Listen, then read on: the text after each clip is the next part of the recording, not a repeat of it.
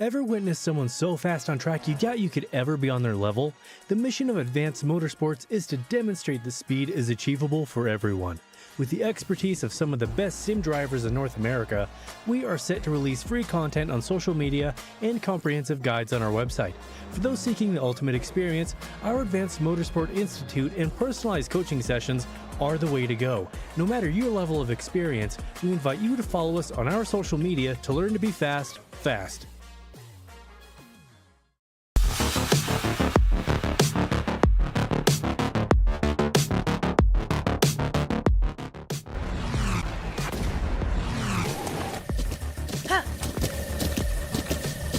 With the Butt Kicker Gamer 2, what you see and what you hear is what you feel.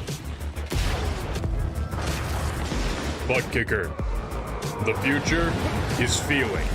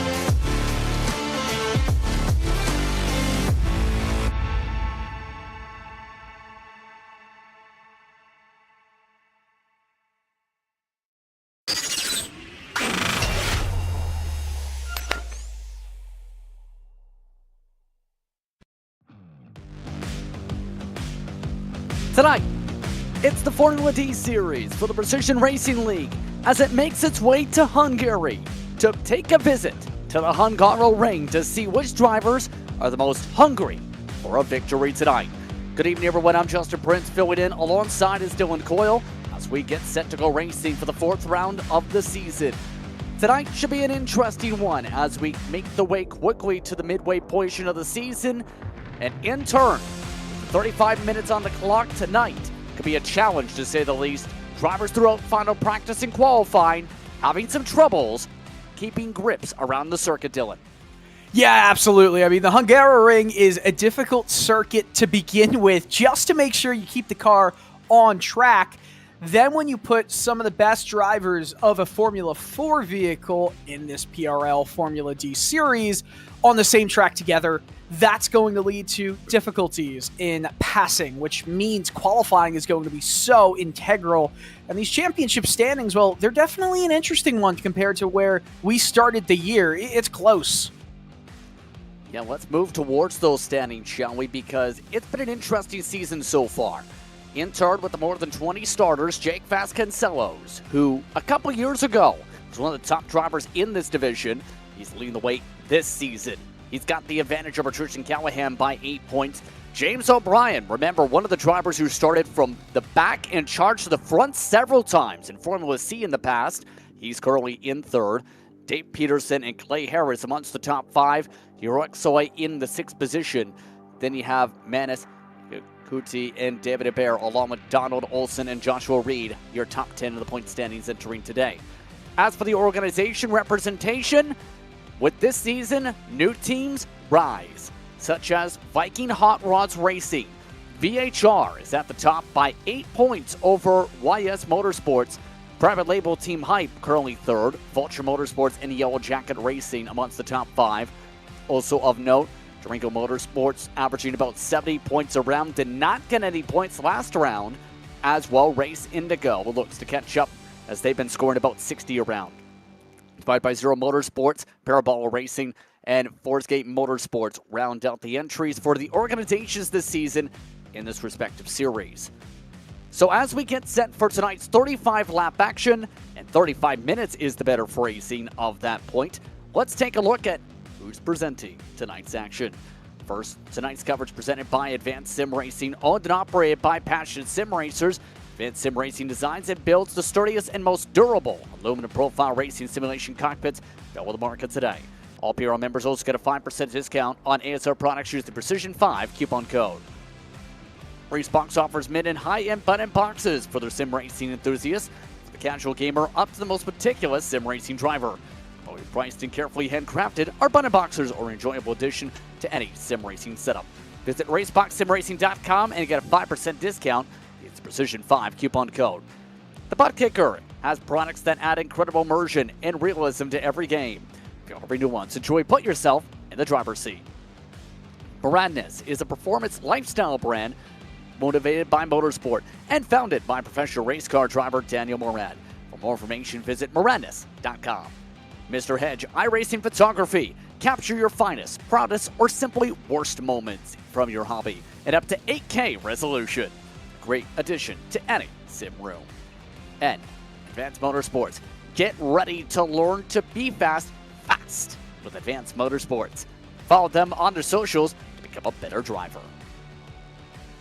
Speaking of the drivers, 15 have made their way to Hungary today.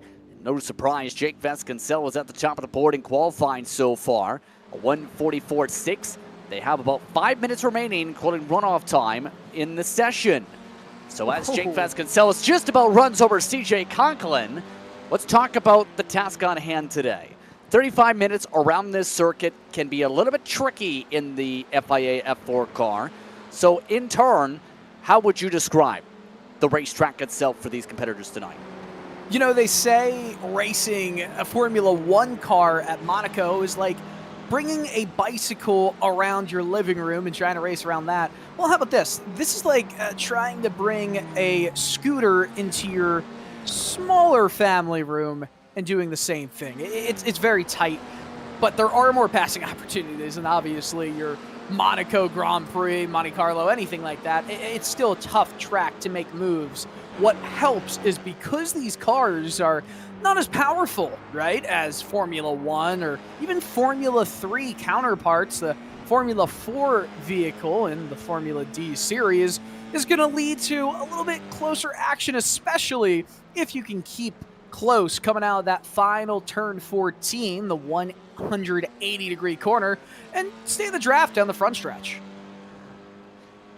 And in turn today, this could be also a track where those with lots of experience come into play. We mentioned Vasconcelos has been a racer in PRL open wheel for a few years. Started off the season actually with his first win in PRL competition in the open wheel competitions. Arjo Rexoy is one of those keeping an eye on. We've seen him a moment ago in the 8th position on the racetrack for qualifying. He was second in final practice, as another one of those drivers for Vulture Motorsports we could see battling the 10. As long as the 10, or rather the 63, gets track position towards the 10 car. Yeah, for sure. And we're going to watch Yuroksoy make his laps. You know, this is a little bit disappointing so far in this qualifying effort for the driver of the 63 machine. 1.2 seconds off the pace. We're used to seeing him competing for podiums and being right there, but I feel like he's had an up and down year. 3 races, we're third of the way through the season, and I mean, he's got 2 top 5s. He's been competing for wins, hasn't gotten the win. That second round is going to really hurt him if he has another one of those 33-point affairs in this championship battle. He's 6th. I think he's got more in him. Yeah, especially with the fact that in final practice he came within 2/10 of the 10 machine of Vasconcelos. So Spino's on much of the qualifying session. There is a look at your current pole sitter. And keep in mind, he was, when it comes to this 10 machine, somebody that proved himself in Formula D competition a couple of seasons ago. At the top level in Formula C as well, though. He was in contention so many times for victories, it's a surprise he's only got the 1 in his career so far in the PRL, as he elects to come down to the pit lane with under 2 minutes to go. Yeah, he'll come down pit lane, and I think that's going to be it for his qualifying efforts, unless he just runs through. I'm not sure why he'd come down and just say, I've got all I can. Justin Delano crosses the line. Best time 1:45. Now, what's wild to me is just the gap between P1 and even P2 all the way back to everybody else in the field. I mean, it's pretty close from 3rd through pretty much 11th, but Vasconcelos and Callahan, they are destroying the competition right now. They've been the top 2 in the championship for good reason, to say the very least, when it comes to those two. Uruxoy still not able to pick up the speed in this qualifying session, by the way. A 1:45.8 still his personal best. To be able to get up to the front, he needs to get in the 1:45.1s because it's close by about a 1/10 amongst the top runners, nearly off track. May have time for one more lap. That's a 1:45.7. If anything, that just got him to 3rd. It did. Yeah, big move for Uruxoy, but he's going to have to find that 2nd somewhere throughout the race. It's 35 minutes. He'll be starting provisionally right behind Vasconcelos on that inside line, but we're going to see Callahan drifted a little bit. He had to overcorrect it through that corner as we go to the back half of this lap. That's going to hurt his time, and I don't know if he's going to have enough to get Vasconcelos. Looking at Callahan, he looks over the shoulder for the quick moment. Last time by, it was an invalidated lap coming through the final sectors right now. Keep in mind, he's got some open space to work with. Checker flag. This is it if he wants a chance at the pole. Coming up to turn 14. Looking for the right angle. Slides the back tires in the Race Indigo machine. Tries to keep it on the edge of the track. For the checker flag for his run, a 1:45.7. No change.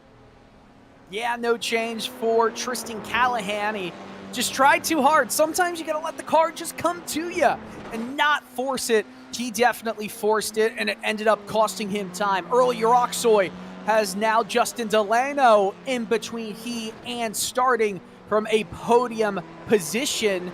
Nonetheless, just a couple more corners to go around turn 14 now. A very deceiving right-handed turn with that pit wall, that pit barrier right there. He goes a little bit wide on exit. Is the time quick enough? Oh, it's a good time. Will it get him into P3? It does.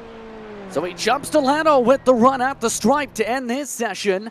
The last driver to take a qualifying time is this machine, believe here, the 27.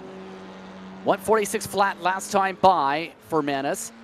And looking to close out strong. David Barrett also just finished out qualifying with an invalidated lap. In fact, 4 straight of them. But the 27, to be able to move up, he needs to be able to find a few 100s to gain 1 spot, 3/10 to move up.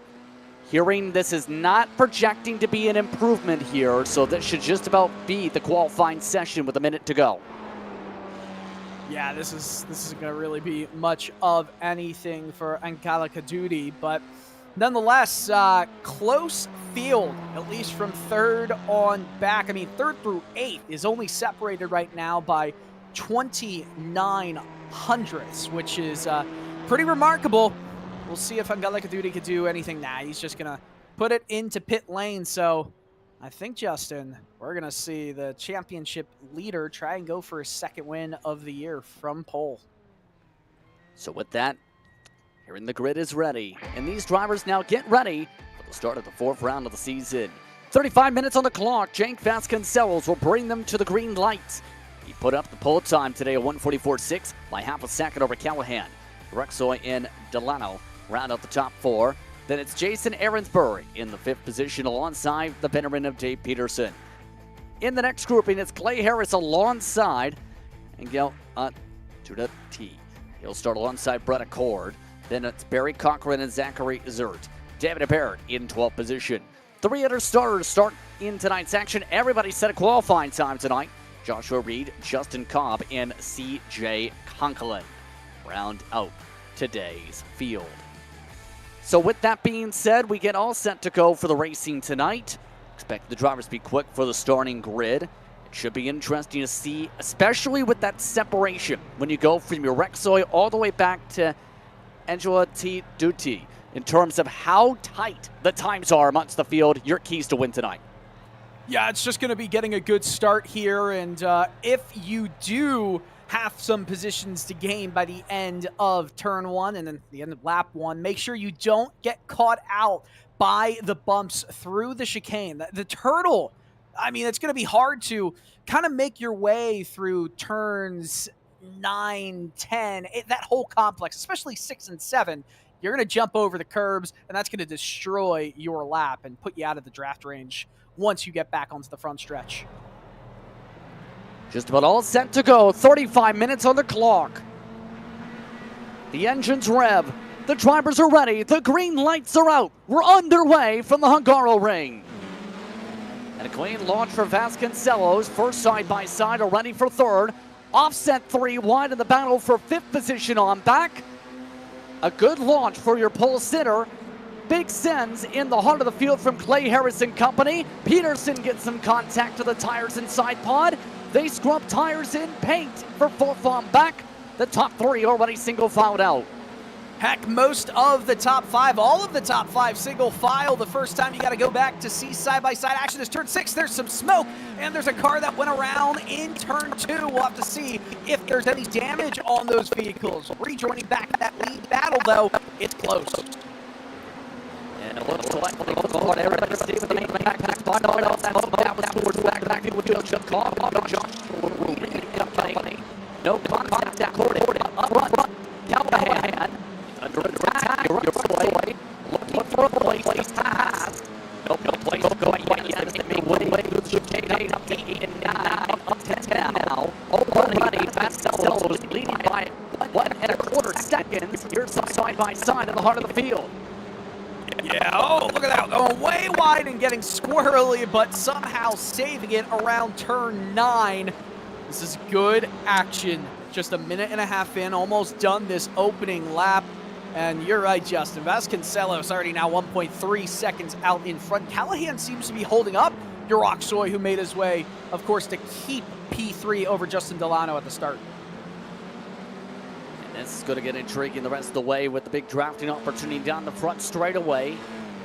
In the highest forms of motorsport, that's a DRS section down the front straightaway. Yoroxoy arrow pushes nearly wide, while Vasconcelos pulls away by 1.6 seconds to start. Some side-by-side starting to form up a little bit with some of the pokes in the mid-pack.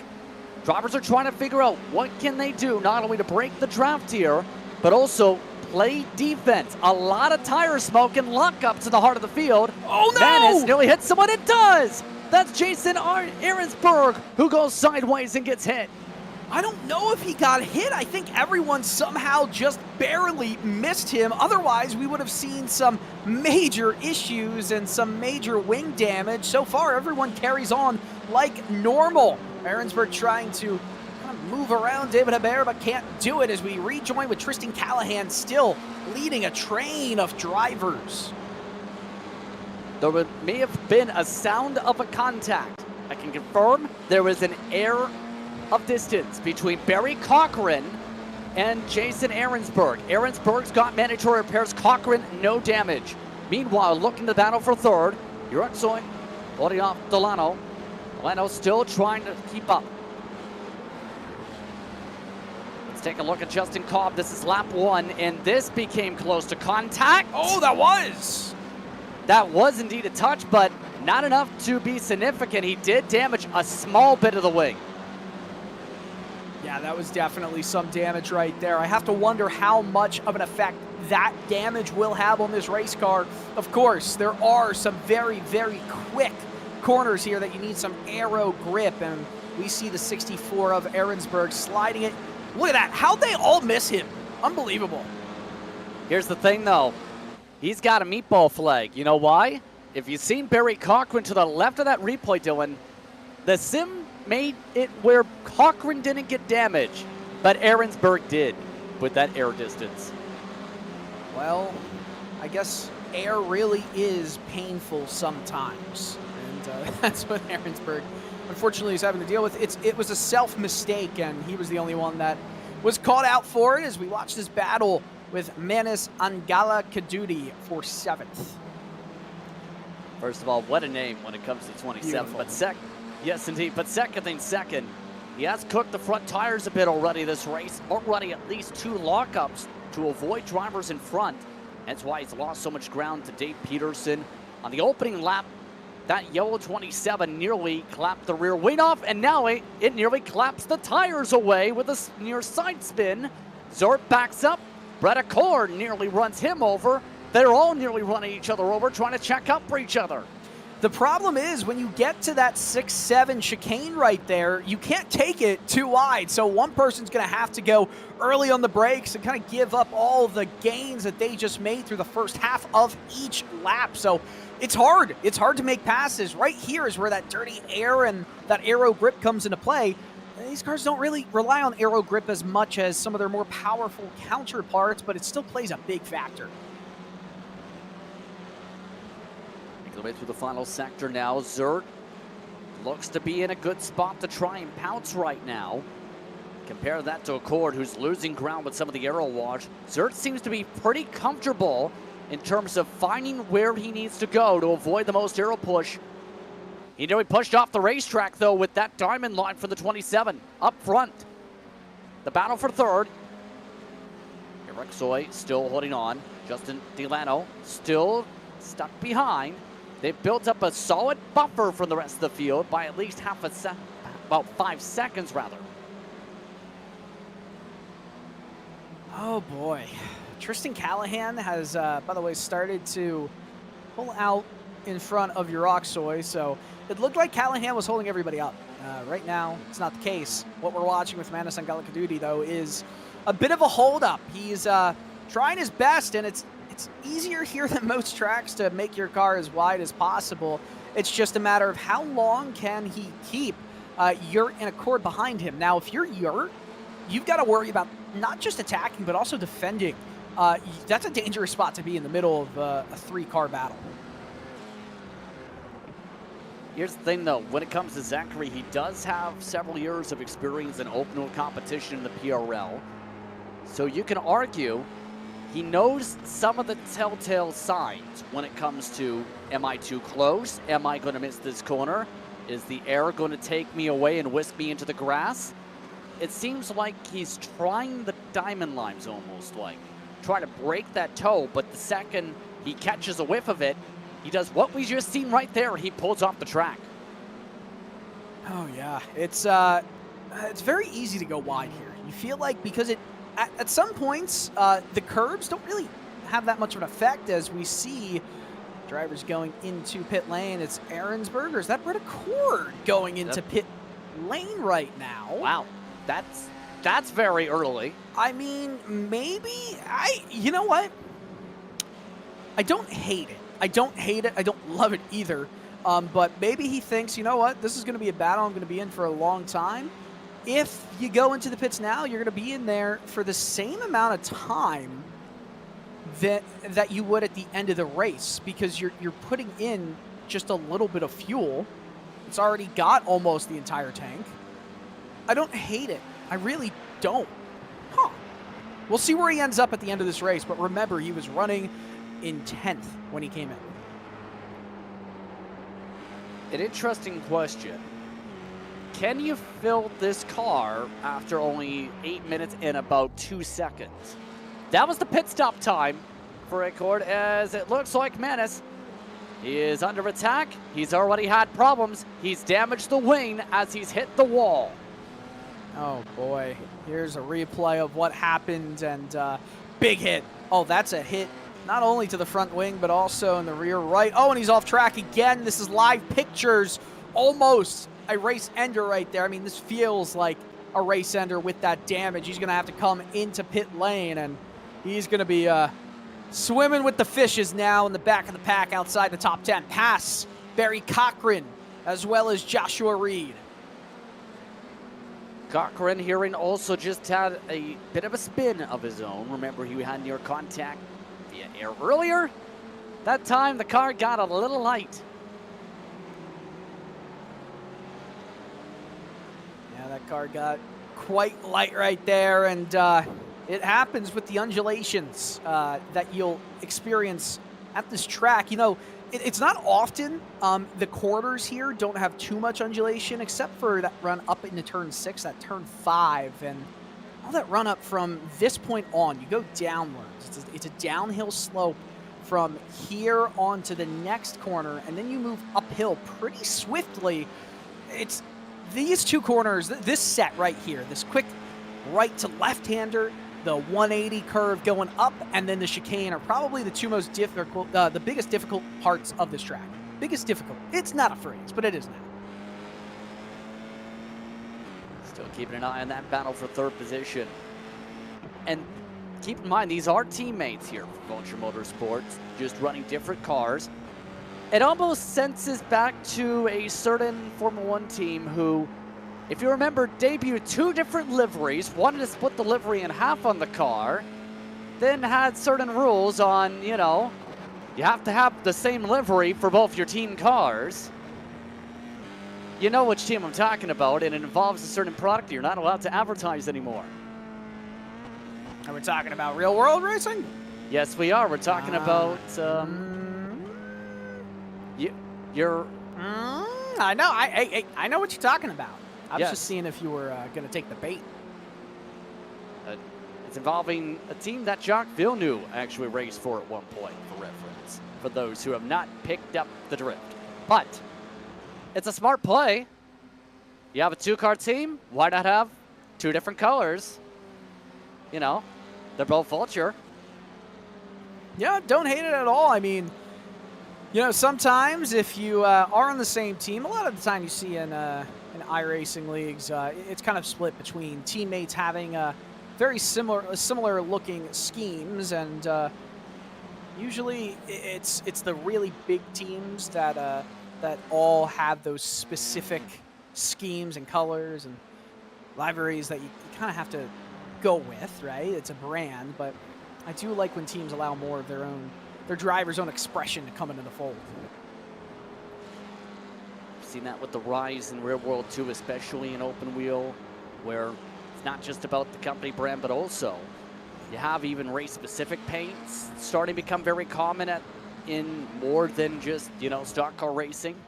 In open wheel as well, it's starting to become popular, not just when it comes to who the sponsor is, but more so like Japan or Las Vegas. Hungaroring Joshua Reed has just towed the car. He was running in 10th, the 18 car was. So something has happened to Reed where Reed has had to park it. Well, I'm used to drivers parking it on the front stretch at Atlanta Motor Speedway. Not just parking it in this race, but that's a shame for Reed, and that also means that with Angela Gadudi out and Reed looking like he's done, he's just losing time, just being stationary right now in Ahrensburg. I think Ahrensburg is out on track, but I'm not sure. That means that pretty much only 12 drivers, yeah, Ahrensburg is right there, he's 2 laps down. Only 12 drivers on the lead lap, and you see the gaps. There's only 2 battles within 1 second, and that battle for third is looking sharp still. Still staying locked together. Eventually, you'd have to think the teammate strategy diverges here, because the car behind has a better chance to save a little bit more fuel. And normally the trend, at least in past seasons, usually in the Formula Series, in PRL, try to go as far as you can, then top off or splash off at the very end of the race. That puts advantage to the 38 in theory if he's doing it smart and lifting a little bit and saving. Yeah, it's not necessarily a bad idea, but knowing that you'll have to come in for fuel anyway, I think it's such a minor difference, but it would make all the difference in the world if we're talking about 0.3 of a second. Most of the gaps in this race are obviously at least a second or 2 apart, but this one, it could have the bigger implications of the undercut or overcut here. Expecting those pit stops for a majority of the drivers pretty soon, in about 10-15 minutes, based on projections we've seen throughout the series this season. For reference, Cord is still on his own, about 35 seconds behind the field.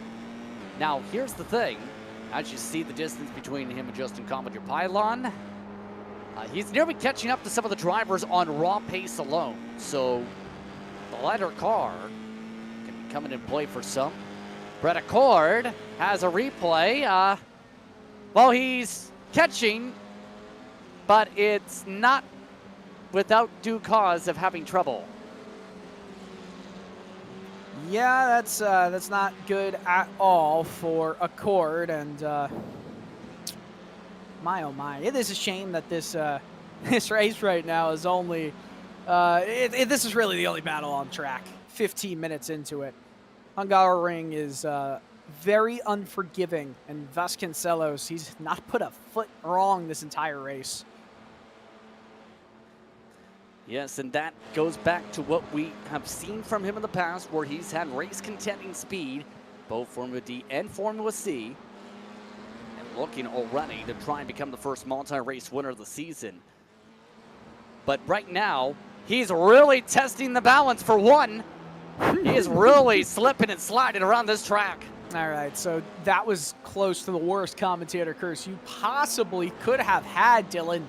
I'm talking to myself in the third person there. So that was, you know, that could have been a big bit of calamity. The 10 machine keeps moving, though. I mean, might as well, right? Yeah. You still have a few seconds to spare. Just received word from what happened with Joshua Reed. His VR headset crashed, Dylan. And that would explain why when Reed parked it, he not only immediately towed, but when he tried to tow, slammed on the brakes and had stopped apparently in the racing line and nearly got hit by two cars.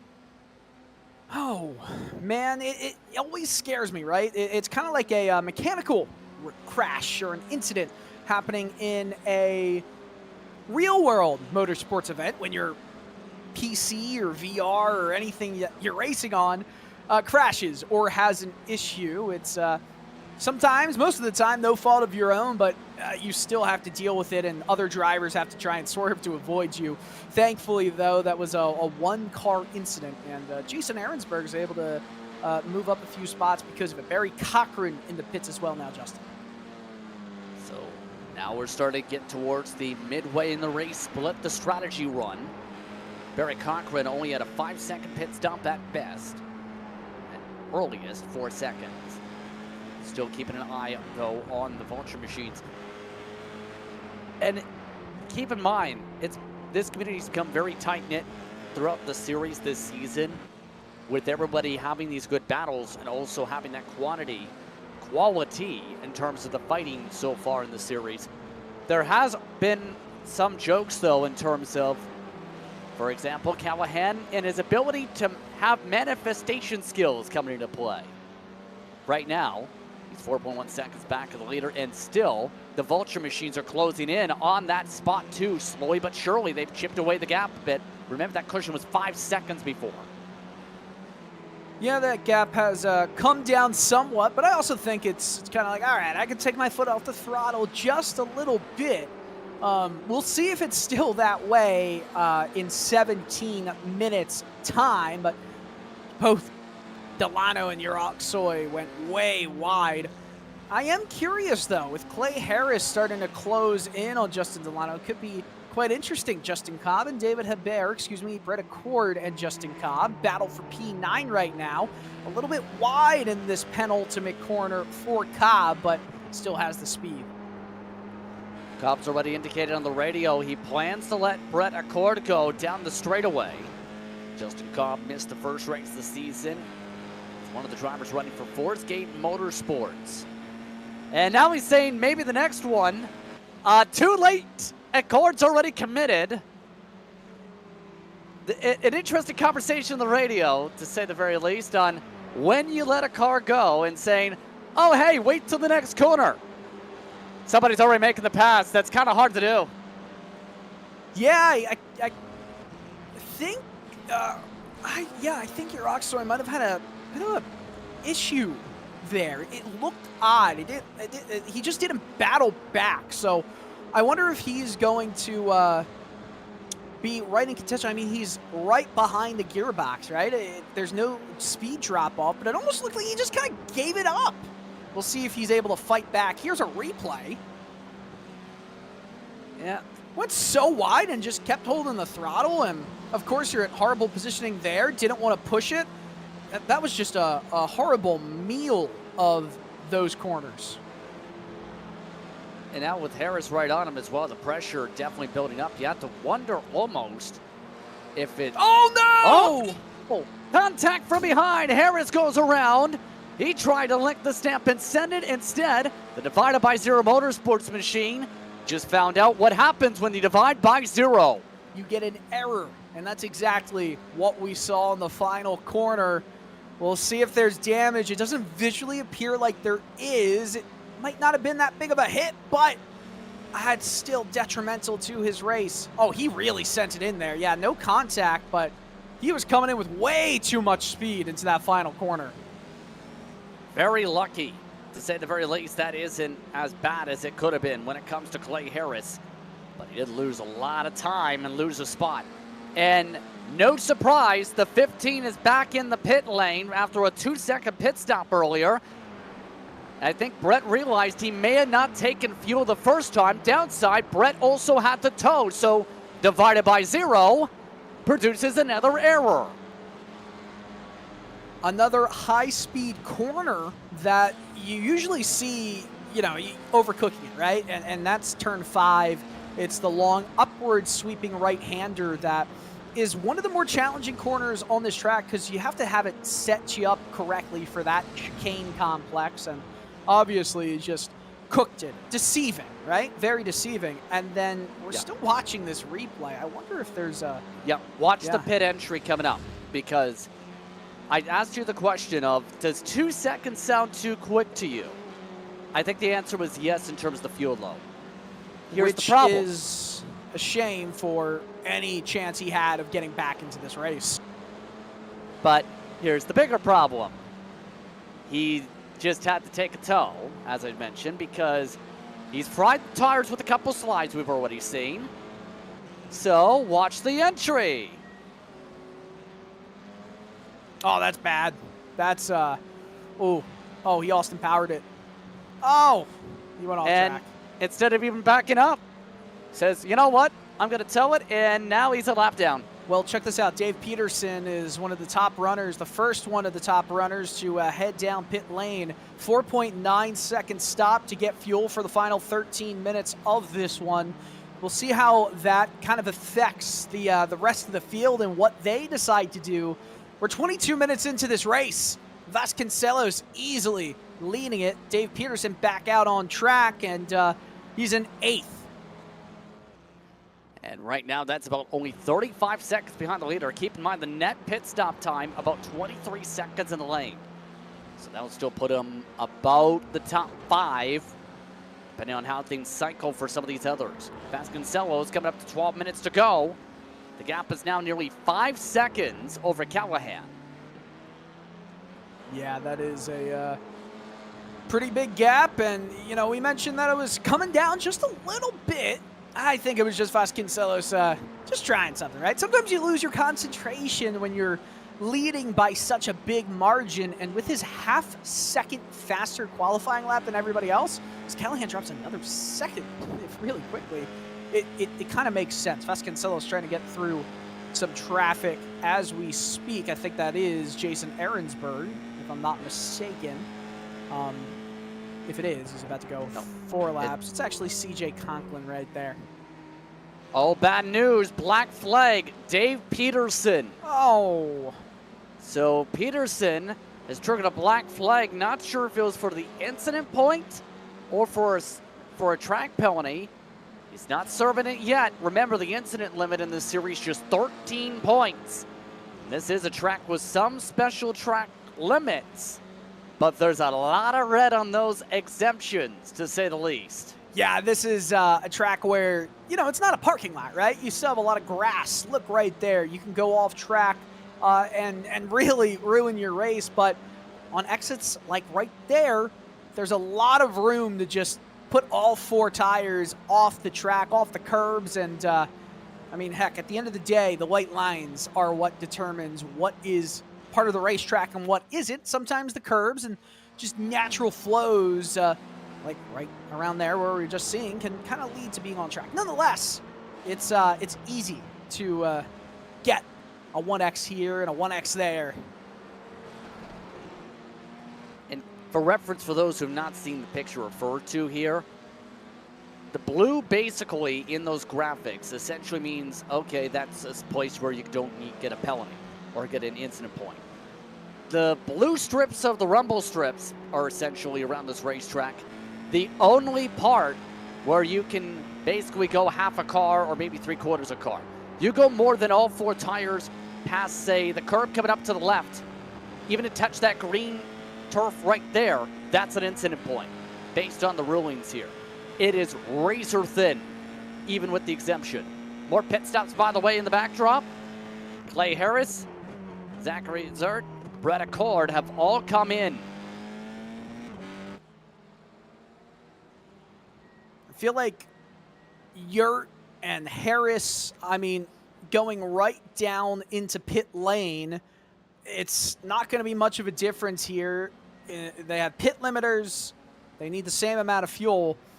I mean, that's a, let's see, it's a 4/10 difference. So it was a fairly big difference when you were in the pits, but it's just based on where they were running, it's not enough for it to play much of a factor as Yurt comes out in P7 with Clay Harris in 6th. Peterson, remember, did come down a bit earlier, and he's currently running in 5th, but the top 4 yet to come down for fuel. You have to imagine it's coming this lap.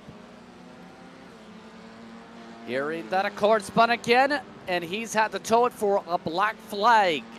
So the 15 likely done for the day has just taken it off the track again. Man, the horrible, no good, very bad day for Brett Accord. So right now our producer, Dustin Ollis, is checking on the exact reasoning, but keep in mind, the speed limit here is 50 miles an hour for one, so that's part of the factor that can come into play. Don't believe it was that. But here's the thing. Brett, with those spins, those are 2 incident points per spin. If he's had 3 spins, Dylan, that's 6. Well, watch this. Out of the pit lane. Knows he's about to spin, corrects it. That's a black flag because that's his 13th. And he's just done. I mean, I can't blame him, right? Like, I can't blame him for being done. Vasconcelos, Callahan, Delano, Uroxoy all came down pit lane. And exactly what I said, you had to think it was that lap, this lap, that they would all come in. But there's not much strategy here, right? Like, it's just fuel. It's not like the tires are cooled off really that much. It's not like you're changing tires. So it's just a quick stop. And the only real strategy you can find is trying to get out of traffic or get into a better spot coming out of the pits. If anything, Vasconcelos just expanded his gap between he and Callahan. Looks like Vasconcelos, if all goes well, and according to his plan, is going to potentially, with still 7.5 minutes to go, win a 2nd race on the year. I mean, can you see him, you know, get any bit of commentator's cursed here? If he gets commentator cursed, then of course I will accept the blame, but he's just been pretty much perfect in this race so far. Are you trying to manifest? Wow. Not for the upset of any Jake Vasconcelos fans or Jake himself, but just because it would be some great content if it did get manifested. I'm pretty sure that's Tristan Callahan thing, the manifest part. But keep in mind, Delano, as expected, did jump Uroxoy in the cycle by a sizable margin, by about 6 seconds. Peterson is now out of the car after his black flag for the incident point, so he's likely done. You know who's the biggest gainer out of a lot of the strategy? David Hebert, who's the 16 car up to 7th. Was running in the back half of the field much of this race. Was amongst those who went for the lawn strategy. He's picked up a lot of spots with some of those drivers either going early on stops or, in a couple cases, picking up black flags.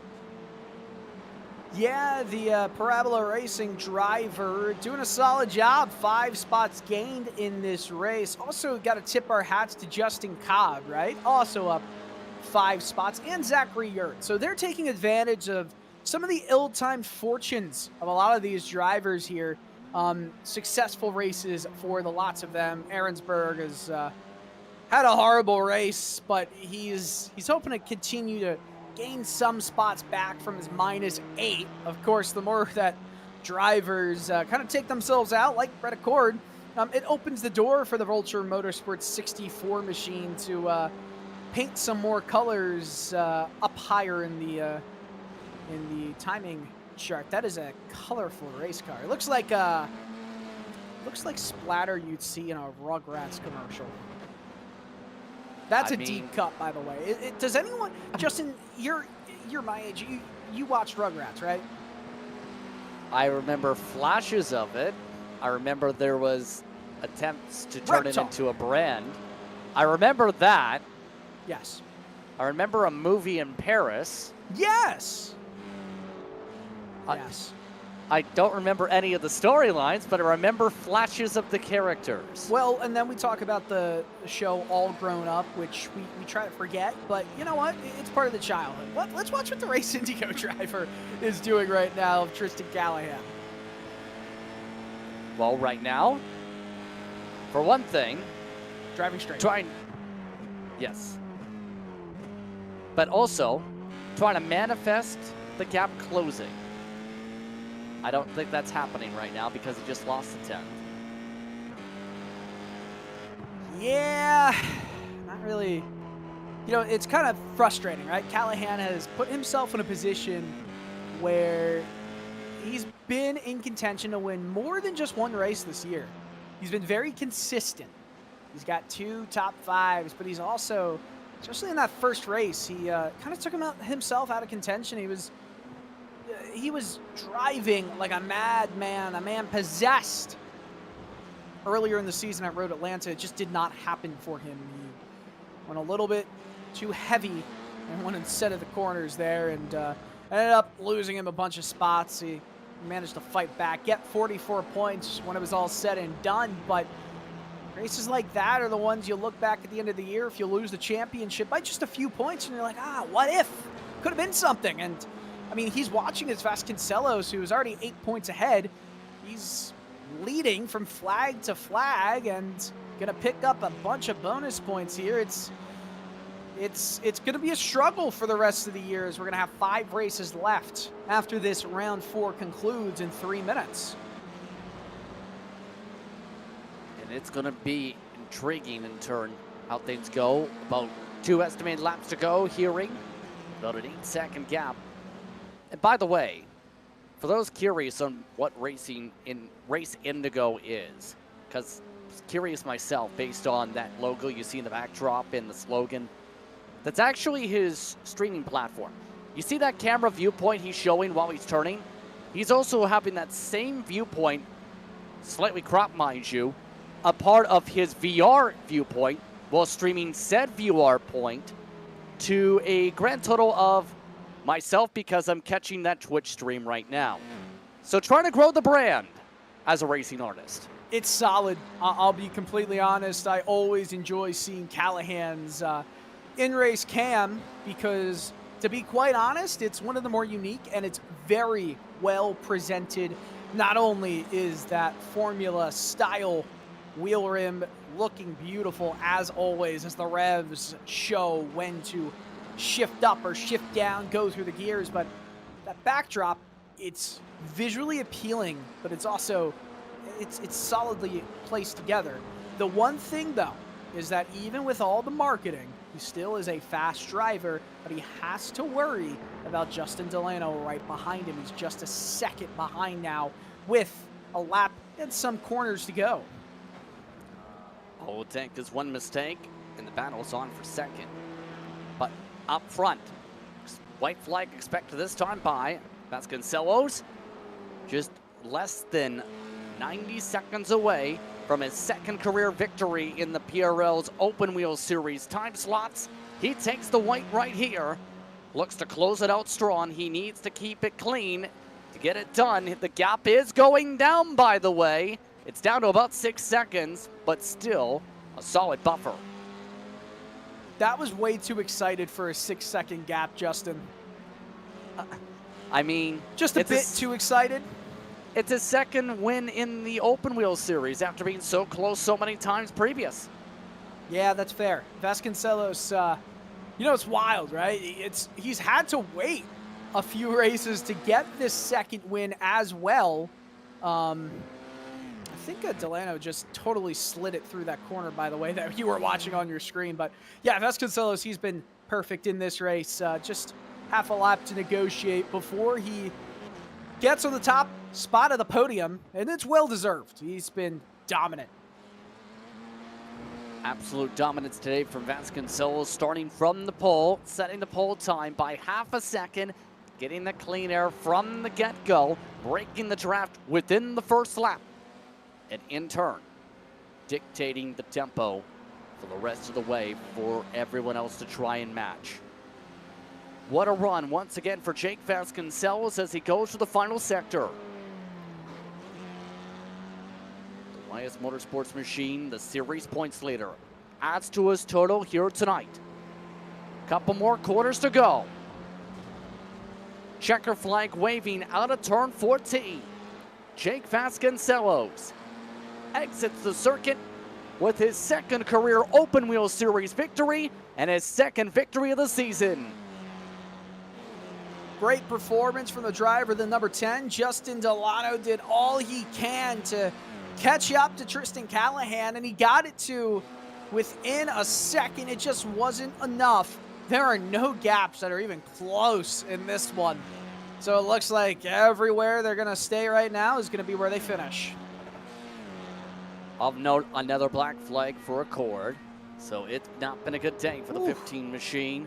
It's been a great day for the 10, to say the very least, as the last of the finishers cross the stripe on the lead lap. Hebert coming home in 7th position. Able to pick up some spots in the late stages with the strategy. Barry Cochran, despite his issues earlier on, still in the 8th spot, and Justin Cobb currently at the tail end of the lead lap to finish things out today. They have about a minute and a half to get it done. Should be comfortably done by these drivers today to close out the race today. I don't know about you, Justin, but that was certainly one of the races of all time. A good way to phrase it, but that was one of the dominating performances you expect from a series veteran, and living up to the expectations he had just several years ago. It's taken some time, but now he's a multi-race winner in the PRL. Let's take a look at your unofficial race results today as YS Motorsports takes home the victory with Jake Vasconcelos. Tristan Callahan, he finishes 6.5 seconds behind in the end in second. Delano, as we talked about, dropped back in the final lap by almost a second. Yurok, also known as Yurok, finishing 4th. Clay Harris, Zachary Yerk in the 6th position.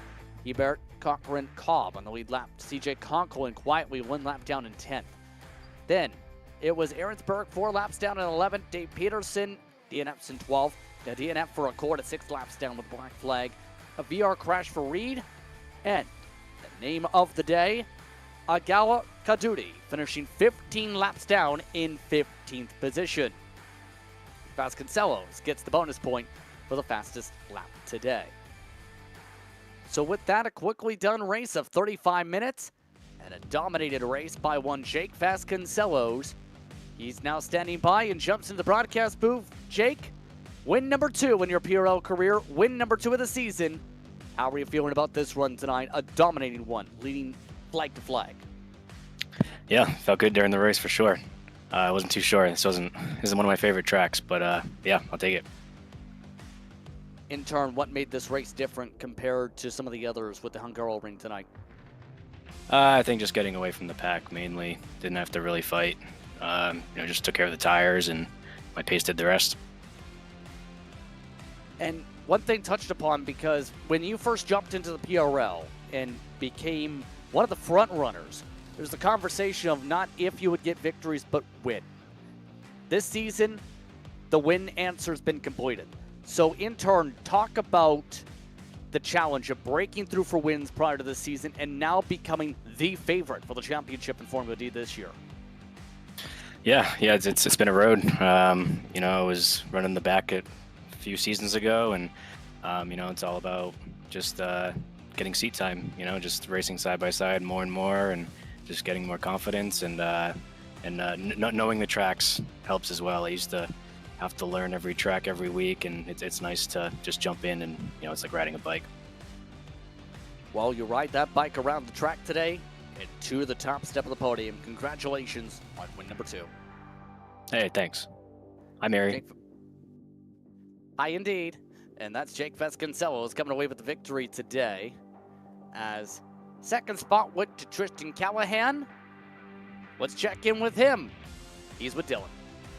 Tristan, I know it probably is a bit disappointing to finish on the middle step of the podium, but it almost seems like for the look at the championship, you lost points, but you negated how many you lose to Vasconcelos. So at the end of the day, is it a bad feeling? Is it a good feeling? Are you happy with how this race went, considering the speed of your championship competitor? Hey guys, yeah, definitely Jake was on it today. My pace just wasn't there. I didn't feel it all week, so kind of felt like going in and maximizing my own results there, which I feel like I did. And I'm happy with that. Certainly not going to be bummed about a podium.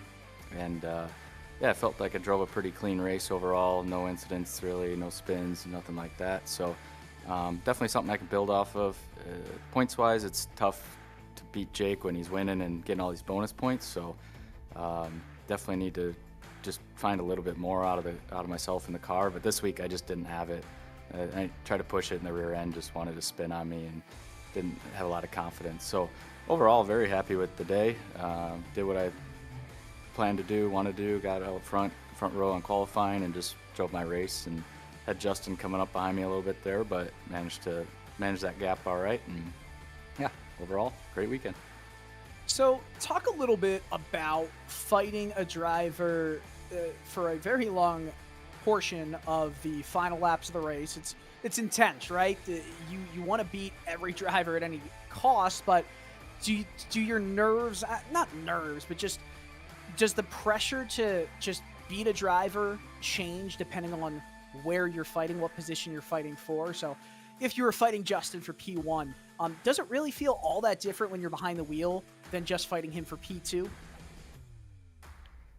I don't think so. I do my best to stay focused on what I'm doing and be present in the moment and not really worry about the results. Certainly there's moments of like, okay, don't give up this spot at the end, and you know, those points matter, but not to the point of doing anything stupid or risking it.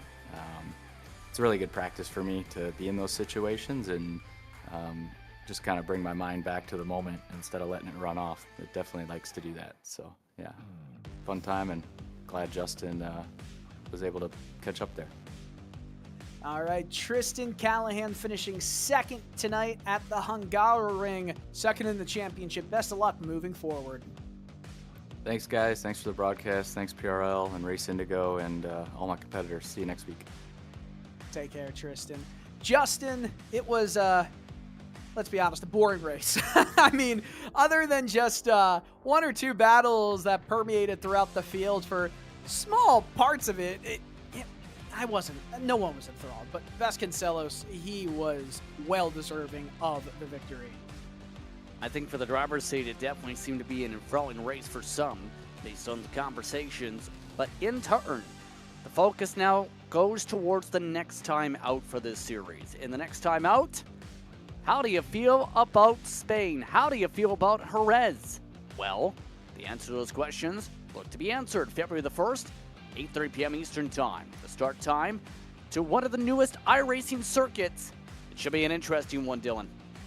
Yeah, Reth is one of the more natural, I hate saying the word natural when I'm talking about a racetrack that was obviously built, but it feels like a racer's racetrack, right? You've got the iconic scenery, some of the iconic corners here, and it's just fun to drive. It's not forgiving when you make mistakes. I'm excited to see, and hopefully a bigger Formula D field come out to the race next week on RaceSpotTV. Same day, same time, Thursday at 8:30 p.m. Eastern.